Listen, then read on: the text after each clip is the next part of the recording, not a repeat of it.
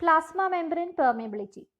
Plasma membrane is mainly concerned with entry and exit of ions and molecules. Charged particles are ions. For example, sodium, potassium, calcium.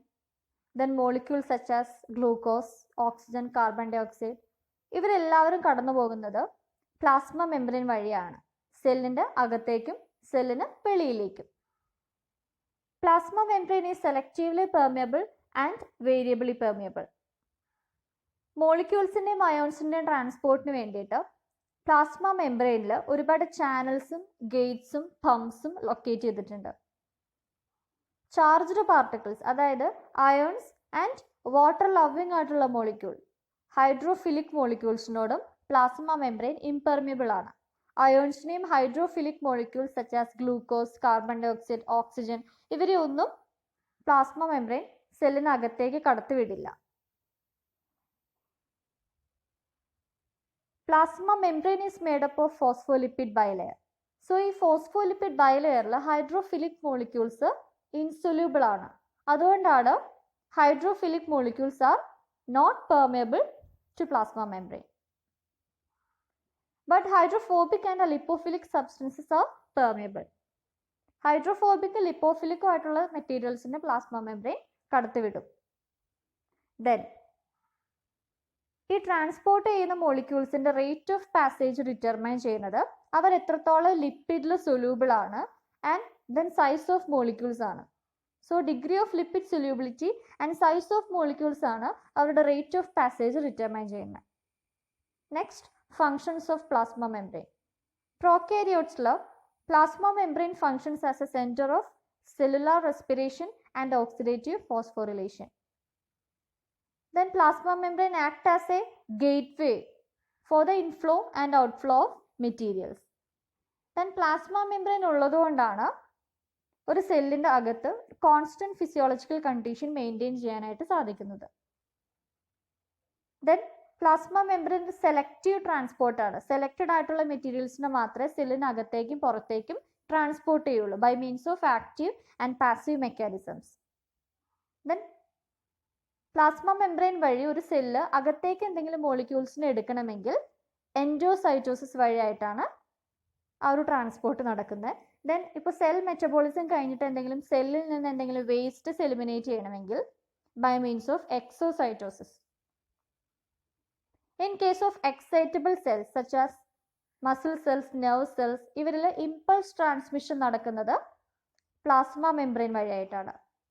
Then recognition of foreign cells such as bacteria, virus. Then certain hormones in the receptors plasma membrane surface അല്ലെങ്കിൽ plasma membrane കാണാം. So ഈ hormones binding and recognition is a function of plasma membrane and also chemoreception in bacteria. Now transmembrane transport mechanisms. Plasma membrane ലൂടെ transport ഏതൊക്കെ mechanism വഴിയായിട്ടാണ് നടക്കുന്നത്? There are 3 transmembrane transport mechanisms: passive transport, active transport and vesicular transport. First one is passive transport or diffusion transport. Diffusion is a movement of molecules from a region of higher concentration to a region of lower concentration. A glass of water കുറച്ച് sugar dissolve ചെയ്ത് കഴിഞ്ഞിട്ടുണ്ടെങ്കിൽ water is a solvent and sugar is the solute. ഡിഫ്യൂഷനിൽ സൊല്യൂട്ടിന്റെ movement ആണ് നടക്കുന്നത്. Solute higher കോൺസെൻട്രേഷനിൽ നിന്ന് lower കോൺസെൻട്രേഷനിലേക്ക് move ചെയ്യുന്നു. അതിനെയാണ് പാസീവ് ട്രാൻസ്പോർട്ട് എന്ന് പറയുന്നത്. ദെൻ പാസീവ് ട്രാൻസ്പോർട്ടിന്റെ ഫീച്ചേഴ്സ് ആണ് it is spontaneous. Spontaneous means sudden ആയിട്ട് നടക്കുന്ന ഒരു പ്രോസസ്സാണ്. ഡൗൺ ഹിൽ ഫ്ലോ ആണ്. ഹയർ കോൺസെൻട്രേഷനിൽ നിന്ന് ലോവർ കോൺസെൻട്രേഷനിലേക്കാണ് മോളിക്യൂൾസ് മൂവ് ചെയ്യുന്നത്. So there is no need of energy. So passive transport is energy independent. Then takes place due to concentration gradient or electrochemical gradient. 3 driving force ആണ് passive transport നടക്കാനായിട്ട് ആവശ്യമായിട്ടുള്ളത്. First one is concentration gradient, that is higher കോൺസെൻട്രേഷനും lower കോൺസെൻട്രേഷനും. Then second one is potential gradient and force of solvent drag. സെല്ലിന്റെ അകത്തും പുറത്തും ions different ആയിട്ടായിരിക്കും distribute ചെയ്തിട്ടുണ്ടാവുക. സെല്ലിനകത്ത് ചിലപ്പോൾ കൂടുതൽ ions ഉണ്ടാകും, സെല്ലിനകത്ത് കുറച്ചുണ്ടാകും. സോ ചാർജ് ഡിഫറൻസ് വരും. അപ്പോൾ അയോൺസിൻ്റെ മൂവ്മെൻറ്റ് നടക്കും. അതിനെയാണ് പൊട്ടൻഷ്യൽ ഗ്രേഡിയൻ്റ് എന്ന് പറയുന്നത്. ദെൻ പാസീവ് ട്രാൻസ്പോർട്ടിൽ തന്നെ 3 പ്രോസസ്സ് ഇൻവോൾവ് ചെയ്തിട്ടുണ്ട്. Osmosis, passive diffusion and facilitated diffusion. First one is osmosis. ഡിഫ്യൂഷനിൽ നമ്മൾ പറഞ്ഞത് സൊല്യൂട്ടിൻ്റെ മൂവ്മെൻ്റ് ആണ്, from a region of higher concentration to a region of lower concentration. But in osmosis it is the movement of water or other solvent from a less concentrated solution to a more concentrated solution through a semi-permeable membrane. So ഓസ്മോസിസിൽ വാട്ടറിൻ്റെ അല്ലെങ്കിൽ വേറെ ഏതെങ്കിലും സോൾവെൻറ്റിൻ്റെ movement ആണ് നടക്കുന്നത്. Less concentrated സൊല്യൂഷനെയാണ് hypotonic solution എന്ന് വിളിക്കുന്നത്, ആൻഡ് മോർ കോൺസെൻട്രേറ്റഡ് സൊല്യൂഷനെയാണ് ഹൈപ്പർട്ടോണിക് സൊല്യൂഷൻ എന്ന് വിളിക്കുന്നത്. സോ ഒരു സെമി പെർമെബിൾ ആയിട്ടുള്ള മെംബ്രെയിനിലൂടെ വാട്ടർ അല്ലെങ്കിൽ വേറെ ഏതെങ്കിലും ഒരു സോൾവെൻറ്റ് ഹൈപ്പർട്ടോണിക് സൊല്യൂഷനിൽ നിന്ന് ഹൈപ്പർട്ടോണിക് സൊല്യൂഷനിലേക്ക് മൂവ് ചെയ്യുന്നതിനെയാണ് ഓസ്മോസിസ് എന്ന് വിളിക്കുന്നത്.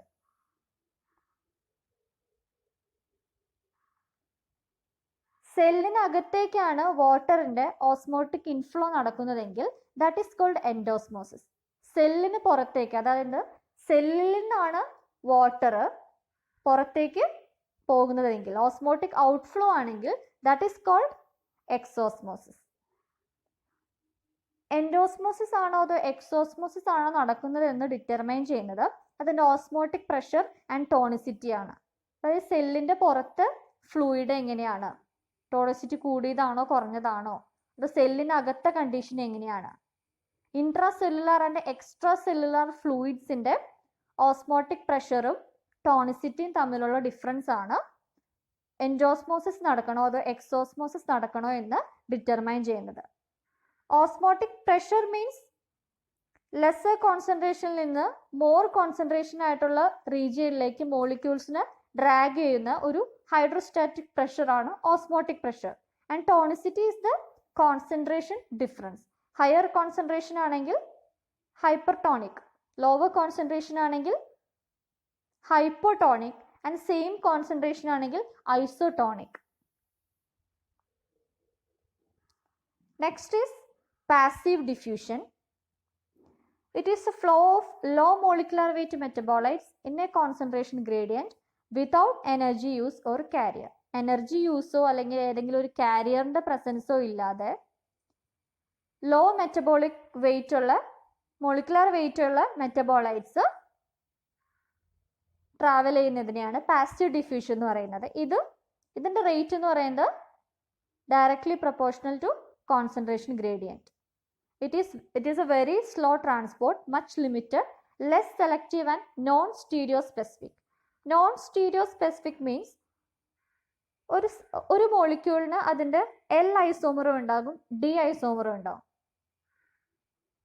ആ എൽ ഐസോമറും ഡി ഐസോമറും of the same molecule move at the same rate. ഒരേ റേറ്റിൽ ഈ എൽ ഐസോമറും ഡി ഐസോമറും മൂവ് ചെയ്യുന്നതിനെയാണ് നോൺ സ്റ്റീരിയോ സ്പെസിഫിക് എന്ന് പറയുന്നത്. സോ പാസീവ് ഡിഫ്യൂഷനിൽ മോളിക്യൂൾസ് മൂവ് ചെയ്യുന്നത് നോൺ സ്റ്റീരിയോ സ്പെസിഫിക് ആയിട്ടാണ്.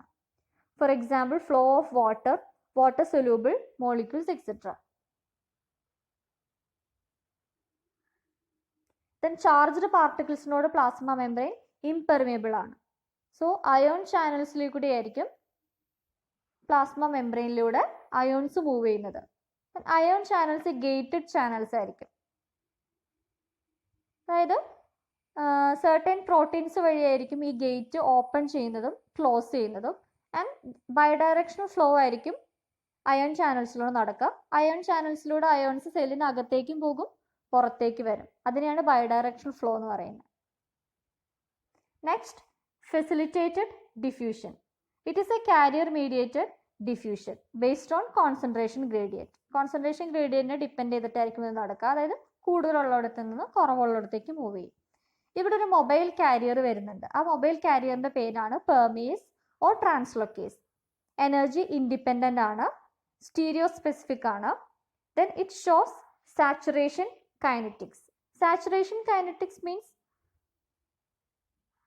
അതായത് ആ കാരിയർ സിസ്റ്റം ഫുള്ളി സാച്ചുറേറ്റഡ് ആയി, അതായത് മെറ്റബോളൈറ്റിന്റെ കോൺസെൻട്രേഷൻ ഒരുപാടായി, ആ ഒരു കാരിയർ സിസ്റ്റം ഫുള്ളി സാച്ചുറേറ്റഡ് ആയെങ്കിൽ ഫർദർ ട്രാൻസ്പോർട്ട് ഇമ്പോസിബിൾ ആണ്. അതിനെയാണ് സാച്ചുറേഷൻ കൈനറ്റിക്സ് എന്ന് പറയുന്നത്. ദെൻ സിമ്പിൾ ഡിഫ്യൂഷനേക്കാളും ഫാസ്റ്റർ ആണ് ഫെസിലിറ്റേറ്റഡ് ഡിഫ്യൂഷൻ.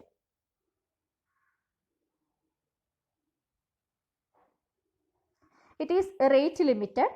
സോ നമ്മളിവിടെ പറഞ്ഞു ഡയറക്റ്റ് ആയിട്ട് ഒരു മെറ്റബോളൈറ്റ് സെൽ മെംബ്രെയിൻ ക്രോസ് ചെയ്ത് പോവുകയല്ല ചെയ്യുന്നത്. മെംബ്രെയിനിൽ ഒരു കാരിയർ ഇരിക്കുന്നുണ്ടാവും. ആ കാരിയറിന്റെ പേരാണ് പെർമിയസ്. സോ ഫസ്റ്റ് മെറ്റബോളൈറ്റ് വന്നിട്ട് ഈ പെർമിയസിൽ വന്ന് ബൈൻഡ് ചെയ്യും and it forms a metabolite permease complex.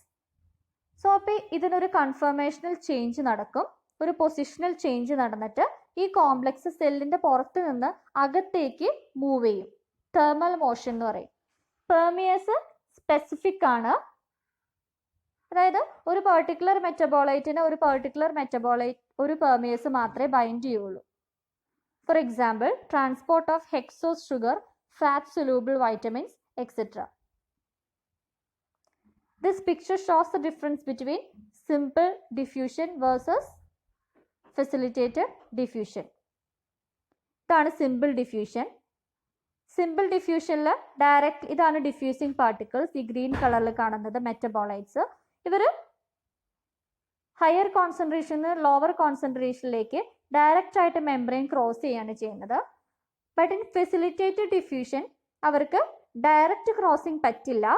ഇവിടെ ഒരു മൊബൈൽ കാരിയർ ഉണ്ട്. ഈ മൊബൈൽ കാരിയറിന്റെ പേരാണ് പെർമിയേസ്. പെർമിയേസിലൂടെയാണ് മെറ്റബോളൈറ്റ്സ് മൂവ് ചെയ്ത് സെല്ലിന്റെ അകത്തേക്ക് എത്തുന്നത്.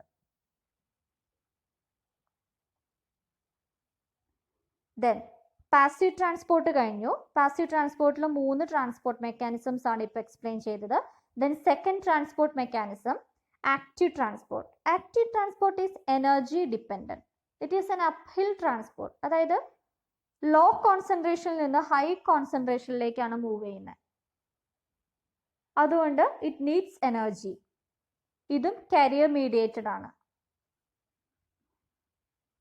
It takes place across the concentration gradient and osmotic forces. Then energy source എന്ന് പറയുന്നത് ATP ആണ് and it is stereo specific. ഇതാണ് ആക്റ്റീവ് ട്രാൻസ്പോർട്ട്. മോളിക്യൂൾസിന്റെ കോൺസെൻട്രേഷൻ കുറവുള്ളിടത്ത് നിന്ന് കൂടുതലുള്ളിടത്തേക്കാണ് മൂവ് ചെയ്യുന്നത്. ഇവിടെ ഒരു മൊബൈൽ കാരിയറും ഉണ്ടാകും. Then with the help of ATP hydrolysis. Active transport 3 തരത്തിലുണ്ട്. യൂണിപോർട്ട്, സിംപോർട്ട് ആൻഡ് ആന്റിപോർട്ട്. യൂണിപോർട്ട് മീൻസ് ഏതെങ്കിലും ഒരു മെറ്റബോളൈറ്റിനെ മാത്രമേ ട്രാൻസ്പോർട്ട് ചെയ്യുള്ളൂ. ദേ transport only one kind of molecules at a time through a membrane channel. Symporter simultaneously different kind of molecules നെ ഒരേ സമയത്ത് transport ചെയ്യിക്കും. Then antiporter different kind of മോളിക്യൂൾസിനെ ഓപ്പോസിറ്റ് ഡയറക്ഷനിലേക്ക് ട്രാൻസ്പോർട്ട് ചെയ്യിക്കും. അതായത് ഒരു മോളിക്യൂൾ എ എന്ന് പറഞ്ഞ മോളിക്യൂളിനെ സെല്ലിനകത്തേക്ക് എടുക്കുമ്പോൾ ബി എന്ന് പറഞ്ഞ മോളിക്യൂളിനെ സെല്ലിന് പുറത്തേക്ക് കളയും. അങ്ങനെ ആക്റ്റീവ് ട്രാൻസ്പോർട്ടിൽ 3 പ്രോസസ്സ് നടക്കുന്നുണ്ട്. First one is recognition of the metabolite by permease and permease metabolite complexing. ആദ്യം പെർമിയേസ് മീൻസ് ഈ പ്ലാസ്മ മെംബ്രെയിനിൽ ഇരിക്കുന്ന മൊബൈൽ കാരിയർ ആണ്. ഈ കാരിയർ സെല്ലിനകത്തേക്ക് കടക്കേണ്ട മെറ്റബോളൈറ്റ് ഏതാ അതിനെ റെക്കഗ്നൈസ് ചെയ്യണം. പെർമിയേസിൽ ഈ മെറ്റബോളൈറ്റ് വന്ന് ബൈൻഡ് ചെയ്യണം. So that is the first step. Then second step is a conformational changes and inward movement. ഇനി ഈ പെർമിയേസിന് ഒരു കൺഫർമേഷണൽ ചേഞ്ച് നടന്നിട്ട് അകത്തേക്ക് മൂവ് ചെയ്യണം. It is A mobile carrier, so അതിന് മൂവ്മെന്റ് പോസിബിൾ ആണ്. ദെൻ ഈ മെറ്റബോളൈറ്റിന് അകത്തേക്ക് കൊണ്ടുവരിക എന്നുള്ളൊരു ജോലി മാത്രമാണ് ഈ പെർമിയേസ്, അതായത് ഈ മൊബൈൽ കാരിയറിനുള്ളത്. സോ അകത്തേക്ക് തിരിഞ്ഞതിന് ശേഷം ഈ മെറ്റബോളൈറ്റിനെ റിലീസ് ചെയ്യണം. So that is the third step, dissociation of complex and release of metabolite.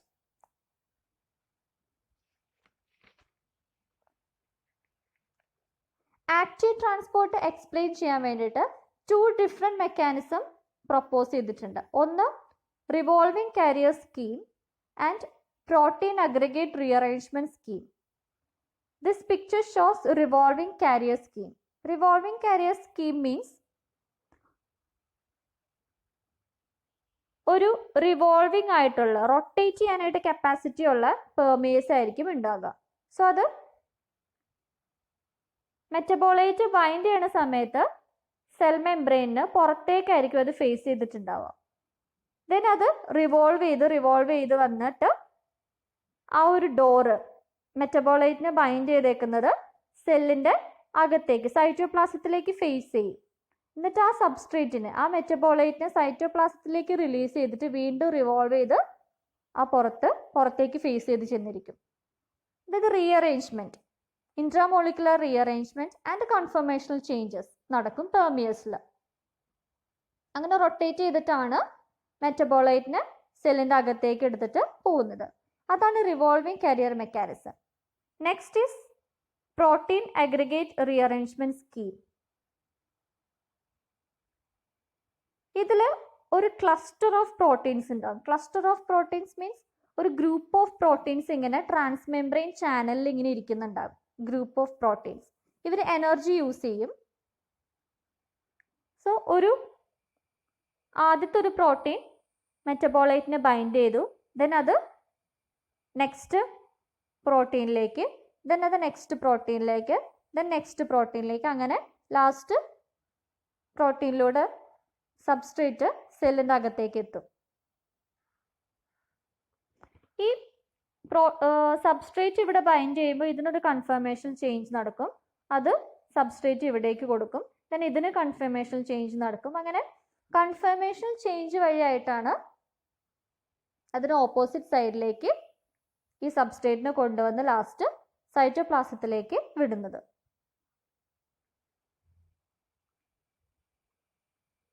This picture shows active transport and passive transport.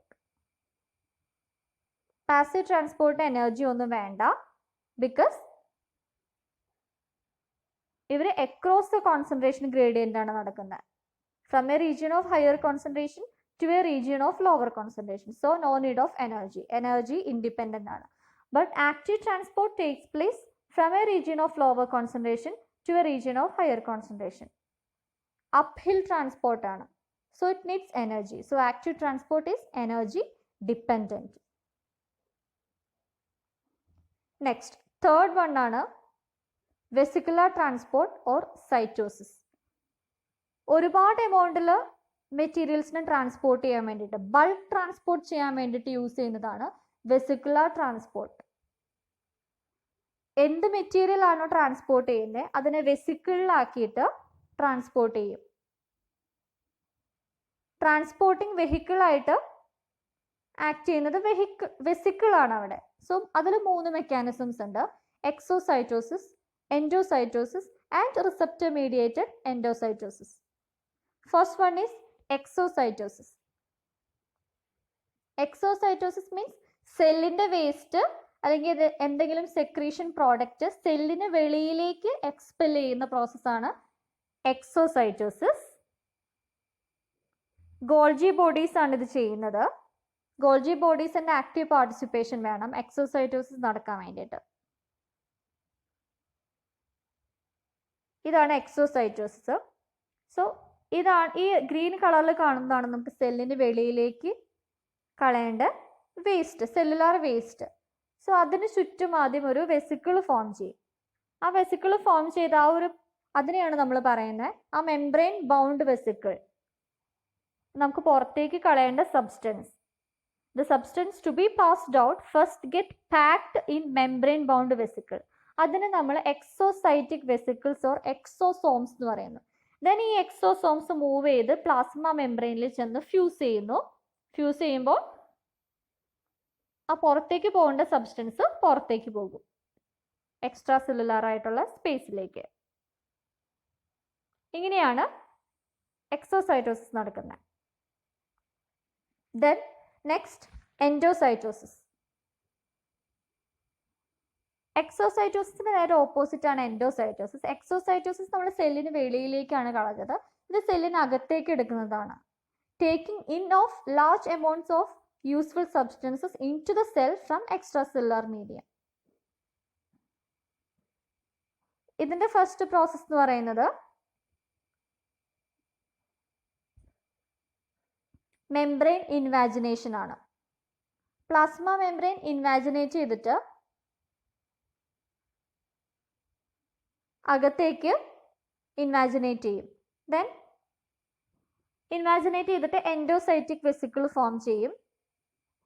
Plasma മെംബ്രെയിൻ്റെ ഇൻവാജിനേഷൻ നടക്കാൻ കാരണം ഒരു മെംബ്രെയിൻ പ്രോട്ടീൻ ആണ്, ദാറ്റ് ഈസ് കോൾഡ് ക്ലാത്രിൻ. ഇൻവാജിനേഷൻ നടക്കുന്നത് ATP use ചെയ്തിട്ടാണ്. Then vesicle ഇങ്ങനെ plasma മെംബ്രെയിൻ്റെ പുറത്തുനിന്ന് അകത്തേക്ക് involve ചെയ്ത് വന്നിട്ട് അത് ഇന്റേണലൈസ് ചെയ്തിട്ട് ഒരു എൻഡോസോം ഉണ്ടാകും. എൻഡോസൈറ്റോസിസ് തന്നെ 3 തരത്തിലുണ്ട്: phagocytosis, pinocytosis and micropinocytosis. First one is phagocytosis. Phagocytosis means cell eating ആണ്. സോളിഡ് ആയിട്ടുള്ള എന്തെങ്കിലും സബ്സ്റ്റൻസിനെ സെല്ലിനകത്തേക്ക് എടുക്കണമെങ്കിലാണ് ഫാഗോസൈറ്റോസിസ് നടത്തുക. വളരെ ചെറിയ മൈന്യൂട്ട് പാർട്ടിക്കിൾസിന്റെ ഫാഗോസൈറ്റോസിസിനെയാണ് അൾട്രാ ഫാഗോസൈറ്റോസിസ് എന്ന് പറയുന്നത്. സോ ഫാഗോസൈറ്റോസിസിന്റെ സ്റ്റെപ്സ് ആണ്: first step is recognition, surface recognition and binding, and second membrane invagination, and third one is vesicle formation. So ഇതാണ് this picture shows phagocytosis in amoeba. amoeba എങ്ങനെയാണ് food particles അകത്തേക്ക് എടുക്കുന്നത്.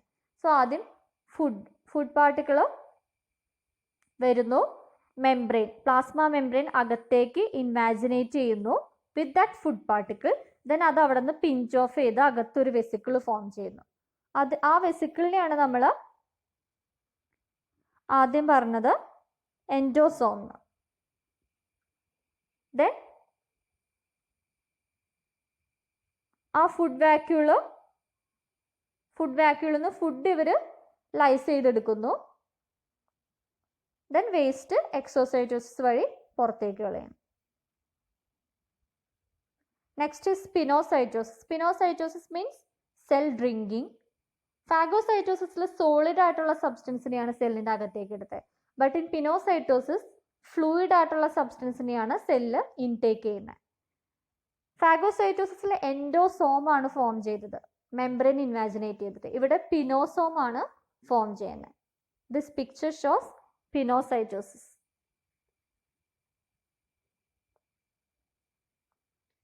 Rigid cell walls ഇല്ലാത്ത eukaryotic സെല്ലിലാണ് mainly pinocytosis നടക്കുന്നത്.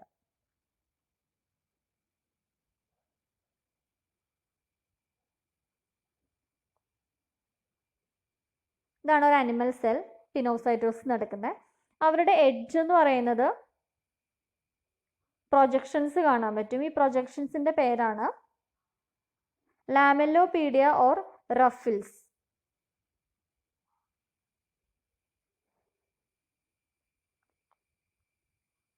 Next, micropinocytosis. It is a transcellular transport of fluid substances. Solid substance in the phagocytosis, liquid pinocytosis, and fluid is micropinocytosis. ഇതിലും plasma membrane invaginate ചെയ്തിട്ട് pinocytic vesicle form ചെയ്യും. Then pinocytic vesicle internalize ചെയ്യും, pinosome form ചെയ്യും. Then pinosome opposite സൈഡിലേക്ക് move ചെയ്യും. Then പിനോസോം plasma മെംബ്രെയിനായിട്ട് fuse ചെയ്യും. Then പിനോസോമിൻ്റെ അകത്തുള്ള contents release ചെയ്യും. It requires ATP. Then next is receptor mediated endocytosis. ചില സബ്സ്റ്റൻസിനെ സെല്ലിൻ്റെ അകത്തേക്ക് എടുക്കാനായിട്ട് റിസെപ്റ്റേഴ്സ് വേണം. സോ അതിനെയാണ് റിസെപ്റ്റർ മീഡിയേറ്റഡ് എൻഡോസൈറ്റോസിസ് എന്ന് പറയുന്നത്. സോ ഈ പ്ലാസ്മ മെംബ്രെയിനിൽ ഇവിടെ ആയിട്ടൊരു ഡിപ്രഷൻ കാണാം. ഈ പ്ലാസ്മ മെംബ്രെയിൻ്റെ സർഫസിൽ ഇരിക്കുന്നതാണ് റിസെപ്റ്ററിൽ. റിസെപ്റ്ററിൽ ഏത് സബ്സ്റ്റൻസ് ആണോ വന്ന് ബൈൻഡ് ചെയ്യുന്നത് അതിനെ ലിഗാൻഡ് എന്ന് വിളിക്കുന്നു. So receptor binds the ligand. ഈ റിസെപ്റ്ററിന് താഴെയായിട്ട്, അതായത് റിസെപ്റ്ററിന് താഴെയായിട്ട് ഇവിടെ ഒരു കോട്ടിംഗ് മെറ്റീരിയൽ കാണുന്നുണ്ട്. ഈ കോട്ടിംഗ് മെറ്റീരിയൽ ഒരു മെംബ്രെയിൻ പ്രോട്ടീൻ ആണ്. That membrane protein is called clathrin. So clathrin coated membrane protein ആണ്. സോ ഈ റിസപ്റ്ററിൽ വന്ന് ഈ ലിഗാൻഡ് വന്ന് ബൈൻഡ് ചെയ്യുമ്പോൾ ഇത് ഇൻവാജിനേറ്റ് ചെയ്യും വിത്ത് ക്ലാത്രിൻ കോട്ടഡ് പിറ്റ്. ഇതിന് കോട്ടഡ് പിറ്റ് എന്നാണ് പറയുക. സോ റിസപ്റ്ററിൽ വന്ന് ലിഗാൻഡ് ബൈൻഡ് ചെയ്യുമ്പോൾ ഈ കോട്ടഡ് പിറ്റിൽ ഇത് ഇൻവാജിനേറ്റ് ചെയ്ത് അകത്തേക്ക് വരും. കോട്ടഡ് വെസിക്കിൾ ആകും വിത്ത് ക്ലാത്രിൻ. അകത്തേക്ക് വന്നു കഴിഞ്ഞതിന് ശേഷം ഈ ക്ലാത്രിൻ ഇതിൽ നിന്ന് ഡിസോസിയേറ്റ് ചെയ്ത് പോകും. റിസപ്റ്റർ ഡിസോസിയേറ്റ് ചെയ്ത് പോകും. സോ ഡിസോസിയേറ്റ് ചെയ്ത് കഴിഞ്ഞതിന് ശേഷം രണ്ടായിട്ട് മാറും ഇവര്. ഒന്ന് റിസപ്റ്റർ ഇല്ലാത്ത ലിഗാൻഡ് മാത്രമായിട്ടുള്ള വെസിക്കിളും ലിഗാൻഡ് ഇല്ലാത്ത റിസപ്റ്റർ മാത്രമായിട്ടുള്ള വെസിക്കിളും. ഈ ലിഗാൻഡ് വന്ന് ഈ റിസപ്റ്ററിൽ ബൈൻഡ് ചെയ്തപ്പോൾ റിസപ്റ്റർ ലിഗാൻഡ് കോംപ്ലക്സ് ആണ് ഈ കോട്ടഡ് പിറ്റിലൂടെ അകത്തേക്ക് വന്നത്. സോ ഈ ഒരു കോട്ടഡ് വെസിക്കിളിൽ റിസപ്റ്ററും ഉണ്ട് ലിഗാൻഡും ഉണ്ട്. ദെൻ അത് രണ്ടായിട്ട് പോകും. ക്ലാത്രിൻ കോട്ടൊക്കെ റിലീസ് ചെയ്തിട്ട് ഒന്നില് ഒരു എൻഡോസോമില് ലിഗാൻഡ് വിത്തൗട്ട് റിസപ്റ്ററും ഇതില് റിസപ്റ്റർ വിത്തൗട്ട് ലിഗാൻഡും. ഈ ലിഗാൻഡ് ഇല്ലാത്ത റിസപ്റ്റർ നേരത്തെ എങ്ങനെയാണോ ലിഗാൻഡ് വന്ന് ബൈൻഡ് ചെയ്യുന്നതിന് മുന്നേ പ്ലാസ്മ മെംബ്രെയിനിൽ റിസപ്റ്റർ ഇരുന്നത് അതേപോലെ തന്നെ ചെന്നിട്ട് പ്ലാസ്മ മെംബ്രെയിനിൽ ചെന്ന് ഫ്യൂസ് ചെയ്ത് റിസപ്റ്റർ ആയിട്ടിരിക്കും. ദെൻ ലിഗാൻഡ് ഉള്ള എൻഡോസോം വിത്തൗട്ട് റിസപ്റ്റർ അത് പ്രൈമറി ലൈസോസോം ആയിട്ട് ഫ്യൂസ് ചെയ്ത് അതിൻ്റെ ഡൈജഷൻ നടക്കും ഇതിൻ്റെ അകത്ത്. എന്നിട്ട് അത് സെക്കൻഡറി ലൈസോസോം ആകും. ആ ഡൈജസ്റ്റഡ് ലിഗാൻഡ് സൈറ്റോപ്ലാസത്തിലേക്ക് റിലീസ് ചെയ്യും. സോ അതിൻ്റെ ഫങ്ഷൻ നടന്നിട്ടുണ്ടാവും എന്തായാലും. ഇത്രയേ ഉള്ളൂ ദ 3 മെക്കാനിസംസ് ഓഫ് ട്രാൻസ്മെംബ്രെയിൻ ട്രാൻസ്പോർട്ട്.